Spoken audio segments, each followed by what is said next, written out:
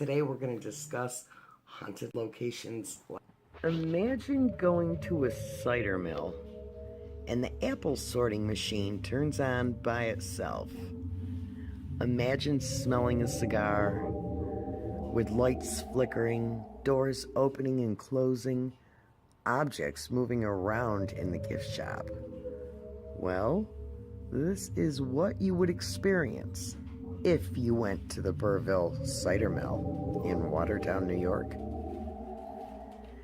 In 1801, Captain John Burr purchased the site, and it was a grist mill and a sawmill.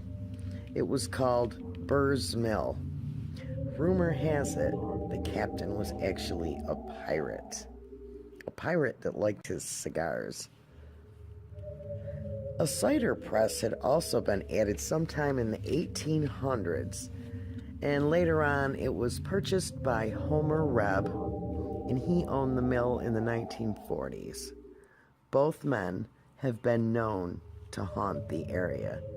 So, if you're in for the mood for a good haunt, why not stop out to the Burrville Cider Mill, which is at 18176 County Road in Watertown, New York. This brings us to Beardsley Castle, once known as Beardsley Manor. In the 1700s, a homestead for ammunition stood where Beardsley Castle is today. The basement housed gunpowders and all the sorts for the militia in the Mohawk Valley. Story has it that the Indians found their way into the tunnels one night, which led to the basement and ended up blowing up everything, including themselves. There was also a school teacher by the name of Domney Jake, whom was found hanging in one of the tunnels dead one day.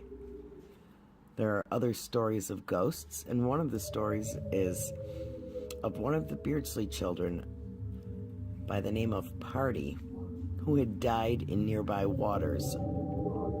Another one is a servant that was beheaded at the railroad tracks. A ghost of a lady in white they named Abigail is seen walking around the castle and nearby carriage house. Alas, we have Pops Christensen, who died after suicide in the 50s. Glowing balls of light crossing the road and seen in nearby woods are often the tale of suspicious drivers who drive past the castle at night. So is that all? Absolutely not. In one of the next upcoming videos that I will be doing, I will do one especially on Beardsley Castle all by itself. So if you want a real haunting good time, take a trip down to Beardsley Castle. And while you're at it, check out the mausoleum. You won't be disappointed. Utica Psychiatric Center, Old Main. Old Main Building was opened in 1843 and designed by Captain William Clark. It is one of the first insane asylums built in New York State and throughout the U.S. It housed the mentally ill and some who they thought were. Like many asylums, the walls tell stories of past horrible experiments, and ghosts walk the halls trying to tell their long-gone stories. Today, Main Building is closed to the public due to despair. So, taking a step into this building is not possible today. You can, however, walk about the grounds, but one would probably need clearance to do so. But that is just one of the other ghostly tales of places in New York. Lover's Lane, Bridgewater, New York. In the year of 1978, a guy and a girl were parking in what is known as Lover's Lane in Bridgewater/Unadilla Forks area in upstate New York. In this area, they were in their vehicle parking when it plunged into the water below, Tales have said it was pushed off by another car, but it is merely a rumor.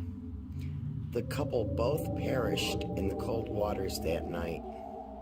When my ghost hunting group did an investigation there in October 2001, one member captured a photo that looked like Ricky, the male that had drowned in the car. People claim that cries can be heard down there in the vicinity where the car went over. Would I say it is haunted? Definitely. I knew Ricky, and that was clearly him in a ghostly formed image in that photo.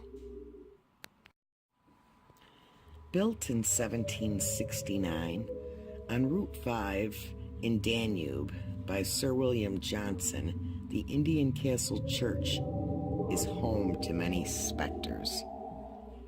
Prior to the Revolution, people were trying to convert Indians to Christian beliefs. After the Revolution, when the Indians were moving from the area, a couple times they tried to steal the church bell. They believed it was theirs.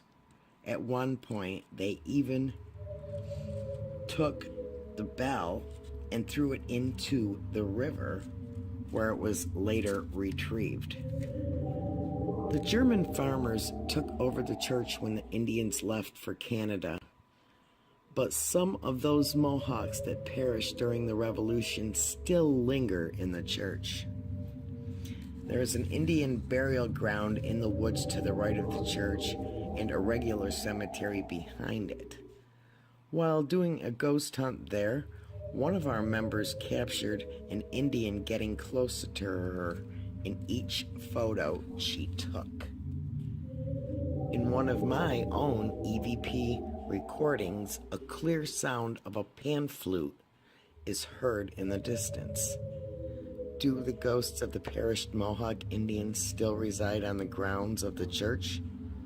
One would have to say yes. Sylvan Beach Amusement Park. In Blossville, New York, it is said to house its own ghosts. It is said that 3 deceased park employees still walk the area, according to the team from Ghost Hunters. Who knows if there is more? In the Playland area, people have heard whistling. In Treasure Island, whistling has also been heard. Then, the eerie voices of Jack have been heard, along with knocking sounds. Is this park haunted? Why not check it out for yourself? Why not a better place to haunt than a place that brings joy? I could go on and on about haunted locations, but I'm going to end this video with a couple haunted cemeteries in the Mohawk Valley. Be sure to stop to St. Agnes Cemetery in Utica, New York. It is said to have the ghost of a woman that hovers around the cemetery at night. Of course, we cannot forget Beardsley's old mausoleum in Little Falls. It has had quite a lot of action after the mausoleum was broken into and the skull of Augustus Beardsley was in a teenager's closet for a few weeks, then eventually was thrown into the Erie Canal and later retrieved. Then the family was later reburied in another cemetery. This is not the extent of the hauntings, as a small community deserted cemetery is also on the grounds. Here is a picture of myself when I was up on top of Beardsley's mausoleum back in 2001 while I was doing an investigation. That day I captured a female's voice on EVPs telling me goodbye, along with numerous bizarre photos there. More will come of those stories in an upcoming video on Beardsley Castle.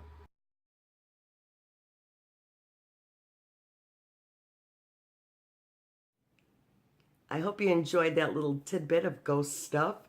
And tomorrow's VLOGOWEEN and the next coming ones, I'll be doing my infamous lip syncing again, but to Halloween songs. Make sure you stay tuned in every day to watch my VLOGOWEEN videos All right, guys, thanks so much for watching.